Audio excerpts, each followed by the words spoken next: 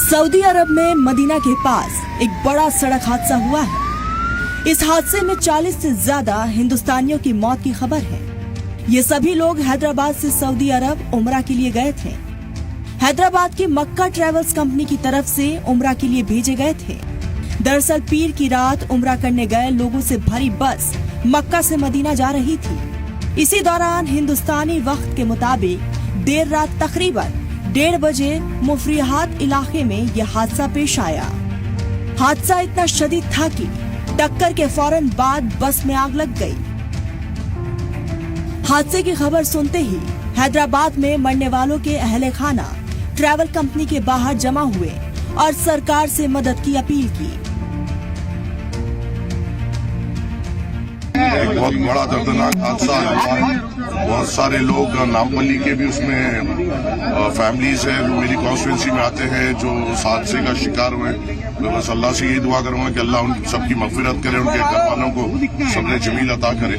और सुबह में जैसा फैमिली मेंबर्स असदुद्दीन अवैसी साहब से बात करे, असदुद्दीन अवैसी साहब ने फौरी तौर पर वहां पे इंडियन कॉन्सुलेट से बात करते हुए वहाँ पे नुमाइंदगी हमने शुरू की और हमने हमारे तरफ से भी 1-2 जनों को फौरी तौर पे वहाँ पे भेजा।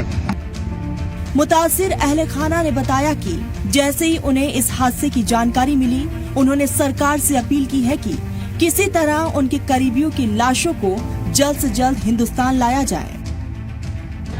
जो है हमारे हैदराबाद से एक काफिला 45 to 46 मेंबर का मतलब हैदराबाद से उम्रे के लिए गया हुआ था मक्का मुकर्रमा सऊदी अरबिया। मदीने मुनव्वरा पहुंचने से पहले 25 किलोमीटर पहले एक वाकया पेश आया, हादसा हुआ, बस जल चुकी है।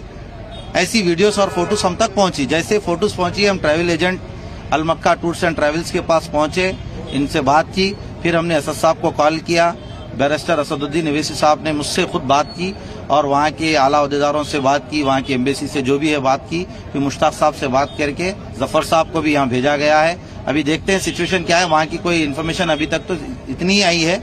7 मेंबर से टोटल 20 मेंबर से वो लोग गए। सो हमारे साड़ू के दोस्त वगैरह वो लोग भी थे। उसमें 7 जने हमारे फैमिली के हैं, हमारे ससुरे है, हमारे साड़ू है, साली है और बच्चा है उनका और एक साड़ू 8 दिन पहले गए थे लास्ट वीक अल मक्का ट्रैवल्स। हुकूमत से क्या चाह रहे हैं, जल्द से जल्द यहाँ जो जाने वाले कार्रवाई करके अगर लाना मुनासिब है तो करने की कोशिश करिए, यहाँ पे लाने की, नहीं तो फिर वहीं होगा तो वहीं कर देंगे। यहाँ से 9 तारीख को निकले वो लोग, 9 तारीख को जाके उमरा करके मदीने की तरफ बस से जा रहे थे। 25 किलोमीटर पहले मदीने में बस को आग लग गई, जिसमें से बोलते सो आग की आईना फोड़ के बच्चा हमारा शोएब बोल के हमारी गली का ही बच्चा है, वह आईना फोड़ के बोलते सो बस में से कूद गया और ड्राइवर कूद गया और 42 लोग बोलते उसी में थे, उसमें से कोई भी बाहर नहीं निकले। तेलंगाना गवर्नमेंट से रिक्वेस्ट है कि आप इसके लिए कार्रवाई करिए, कार्रवाई करके हमारे जो गुजर चुके हैं उनके लिए करिए। और मेरे खाला भी है, मुरादनगर में रहते वो, उनकी बेटी है, उनका भी इंतकाल हो गया वहाँ पे। टोटल 5 मेंबर्स है फैमिली के हमारे पास, ऑल टुगेदर 5 मेंबर्स है पूरों का। मालूम हुआ कि फजर में वहाँ पे हादसा हुआ और वहाँ पे नाइट 1:30 के करीब हुआ। वो कुछ टैंकर से एक्सीडेंट हुआ उनका बस का। और हम गवर्नमेंट से अपील है कि बॉडीज और कुछ हेल्प हो जाता है जल्द से जल्द हेल्प करिए। और हमारे MP साहब से, असदुद्दीन अवैसी साहब से और हमारे लोकल लीडर MLA साहब, उनसे भी हम कांटेक्ट में जा रहे हैं। हैदराबाद से MP असदुद्दीन ओवैसी ने भी बताया कि तेलंगाना सरकार लगातार सऊदी हुकूमत के साथ राब्ते में है और हर मुतासिर लोगों की हर मुमकिन मदद की जाएगी। ये मुझे भी खबर अभी मालूम हुई है कि हैदराबाद के 2 ट्रैवल एजेंसी, एक fly zone tours and travels और अल मक्का हज एंड उमरा के 42 हाजी मक्का से मदीना जा रहे थे बस में, और बस को आग लगने से मालूम हुआ कि सिर्फ एक शख्स की जान बची है, कंफर्म नहीं है। बास कह रहे हैं कि पूरों का इंतकाल हो गया। तो मैंने इंडियन एम्बेसी रियाद में जो DCM है अबू मैथन जॉर्ज साहब से मेरी बात हुई और उन्होंने मुझसे कहा कि कौंसल जनरल जिद्दा भी और वो खुद इस पर मालूमात हासिल कर रहे हैं और जो भी ज़रूरी कार्रवाई करना है वो करेंगे। और साथ ही साथ मैंने इन तमाम उमरा पैसेंजर्स के दोनों ट्रैवल एजेंसी से वीज़ा डिटेल्स लेकर काउंसिल जनरल ऑफ इंडिया जिद्दा को और DCM इंडियन एम्बेसी रियाद को और साथ ही साथ फॉरेन सेक्रेटरी को मैंने ईमेल किया है।